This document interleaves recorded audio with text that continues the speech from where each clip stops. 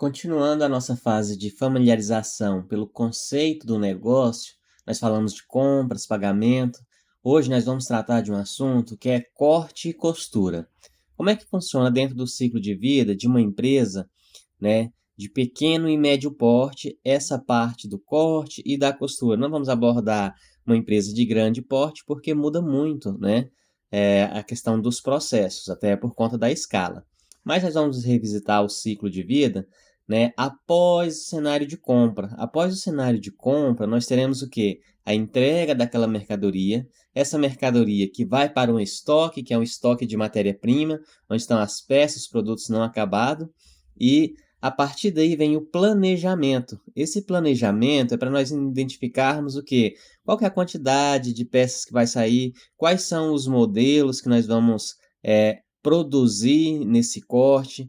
Então, todo esse planejamento ele é trabalhado, né, com algumas informações de antemão que hoje estão na cabeça do nosso cliente, né, mas futuramente elas vão estar nos sistemas. Informações tais como: olha, eu tenho uma mão de obra terceirizada, que é um profissional, ele vai ficar sem demanda. Nós precisamos pegar o próximo modelo e colocar nesse corte para que ele execute o trabalho, não fique parado, né? Por exemplo, cada profissional, costureiro, tem familiaridade com modelos diferentes. Então, talvez eu esteja precisando de um modelo. O que seria um modelo, né? O modelo da roupa, da peça produzida. Talvez eu esteja precisando desse modelo, mas o meu profissional que vai ficar parado, ele não faz esse modelo. Então, por isso, talvez eu tenha que mudar o corte, colocar um modelo para ele fazer que estava planejado para sair um pouco mais à frente, só para que ele não ficasse parado. Existe, então, essa é uma decisão que ela é tomada pelo gestor ali da produção, né? Normalmente, numa empresa de pequeno porte, pelo próprio proprietário que costuma gerenciar essa produção. Em uma empresa de médio porte, existe o gestor de produção. Então, existe essa fase do planejamento. Então, depois do planejamento feito, tem o quê? Uma definição da matriz. O que é uma matriz? A matriz é aqueles riscos no primeiro tecido, né, que fica em cima do infesto ali. Então, essa é a matriz, onde vai gerenciar quais são os modelos. Quando a gente fala de infesto, a gente tem um infesto que é as camadas de fio que são estendidas ali, uma por cima da outra, para dar escala na hora do corte. Então, o infesto, ele tem algumas situações. Eu posso fazer esse infesto com uma matriz já definida, né? Então, aí já existe um tamanho do infesto e a matriz vai ter que obedecer algumas características desse infesto. Ou eu posso fazer um infesto para depois riscar uma matriz. Então, eu tenho um tamanho, eu vou infestar toda aquela compra, né, em questão de fio, tamanho, e vou ver o que cabe ali dentro. O risco vai ser feito depois. Normalmente, no cliente, essa matriz ela é feita após o infesto.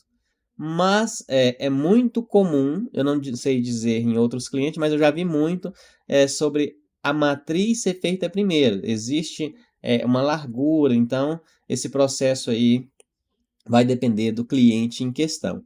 Aí eu tenho que, a partir desse momento, eu tenho a execução do corte, o corte propriamente. Então, venho com a máquina, faço o corte ali e aquelas peças elas vão estar preparadas.